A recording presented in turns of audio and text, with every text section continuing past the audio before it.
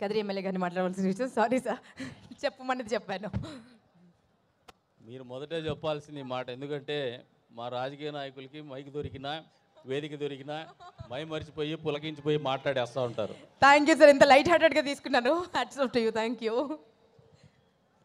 ఒక అద్భుతమైనటువంటి సందర్భంగా ఏర్పాటు చేసినటువంటి ఈ కార్యక్రమానికి విశిష్టాతిథిగా విచ్చేసినటువంటి మా అందరి నాయకులు పెద్దలు పద్మభూషణ్ నందమూరి బాలకృష్ణ గారి దంపతులకి, అదేవిధంగా నాతో పాటు విచ్చేసినటువంటి హిందూపూర్ పార్లమెంటు సభ్యులకి, సోదరులు తిప్పేస్వామి అన్న గారికి, విచ్చేసినటువంటి మా తోటి ఎమ్మెల్యేలకు, నాయకులకు, తెలుగుదేశం పార్టీ కుటుంబ సభ్యులకి, అదేవిధంగా అందరికంటే ఎక్కువగా వచ్చిన బాలయ్య బాబు ఫ్యాన్స్కు,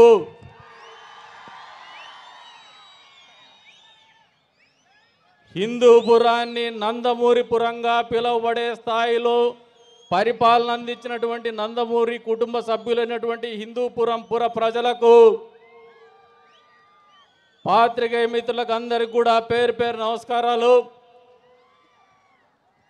రాజకీయాల్లోకి వచ్చిన తర్వాత చాలా పలు సందర్భాల్లో మాట్లాడుంటాం, కానీ ఇంత ప్రత్యేకమైనటువంటి సందర్భంలో మాట్లాడే అవకాశం ఇచ్చినందుకు పద్మభూషణ్ నందమూరి బాలకృష్ణ గారికి జీవితాంతం రుణపడి ఉంటామని చెప్పేసి కూడా ఈ సందర్భంగా తెలియజేస్తూ ఉన్నాను. ఎందుకంటే రాజకీయాలు నిరంతరం మాట్లాడుతూనే ఉంటాం వృత్తిపరంగా, కానీ ఇది ఒక విశిష్టమైనటువంటి అవకాశం, ఒక విశిష్టమైనటువంటి వ్యక్తిత్వం. ఒక మనిషిలో ఇన్ని వేరియేషన్స్, అంటే ఇన్ని రకాలైనటువంటి విశిష్టతలు కలిగి ఉండడమే పద్మవిభూషణుడికి అది చాలా తక్కువ అని చెప్పేసి నేను ఈ సందర్భంగా తెలియజేస్తూ ఉన్నాను. ఇంత విశిష్టమైనటువంటి వ్యక్తిత్వం ఒకవైపున తండ్రి వారసత్వాన్ని కొనసాగిస్తూ నటనా కౌశల్యాన్ని తెలియజెప్తూ అద్భుతమైనటువంటి వాచకంతో, డైలాగ్ డెలివరీతో ఎప్పుడు కూడా నటరత్న నందమూరి తారక రామారావు గారిని నిరంతరం తెలుగు ప్రజలు మరిచిపోకుండా నిలిపినటువంటి నటనా చాతుర్యం ఆయన సొంతం.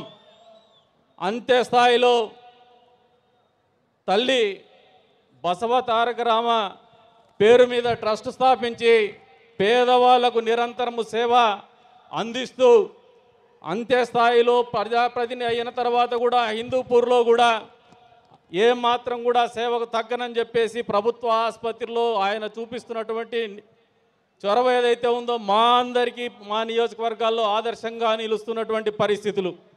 మామూలుగా సినిమా వాళ్ళు రెండోసారి మూడోసారి ఎన్నికల్లో నిలబడితే చాలా కష్టంగా ఉంటుంది, కానీ అది నందమూరి కుటుంబానికి మాత్రము ఎప్పుడు కూడా అందనటువంటి ద్రాక్ష కాదని నిరూపిస్తూనే వస్తున్నారు.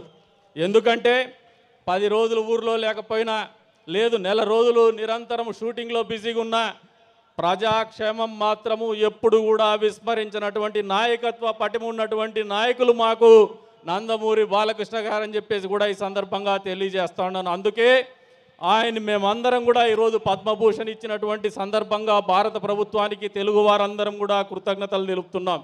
అంతే స్థాయిలో ఏదైతే ఈ పద్మభూషణ్ అనేటువంటి పురస్కారం కేవలము నందమూరి కుటుంబానికో, నందమూరి బాలకృష్ణ గారికో లభించినటువంటి గౌరవం కాదు. మన తెలుగు వాళ్ళు ఎక్కడ ఉన్నా కూడా ప్రతి తెలుగు జాతిలో పుట్టినటువంటి ప్రతి వ్యక్తికి కూడా ఆయన మనకు అందించినటువంటి అద్భుతమైనటువంటి వరం అని చెప్పేసి కూడా ఈ సందర్భంగా ఆయన మనస్ఫూర్తిగా కృతజ్ఞతలు తెలుపుతూ అవకాశం కల్పించినందుకు, మరొకసారి విశిష్టమైనటువంటి అద్భుతమైనటువంటి అవకాశం ఇచ్చినందుకు నందమూరి బాలకృష్ణ సార్ గారికి, అదే రకంగా ఆయన అభిమానులకి, నందమూరి పుర వాసులకు అందరికి కూడా పేరు పేరున ధన్యవాదాలు తెలుపుకుంటూ సెలవు తీసుకుంటున్నాను. జై బాలయ్య, జై బాలయ్య, జై బాలయ్య. సార్ బ్రీఫ్గా అంటేనే ఇంతసేపు జరిగింది, ఆ మాట అనకపోతే ప్రమాదంలో పడిండే పని. Just kidding sir. So Thippeswamy గారు మాట్లాడారు.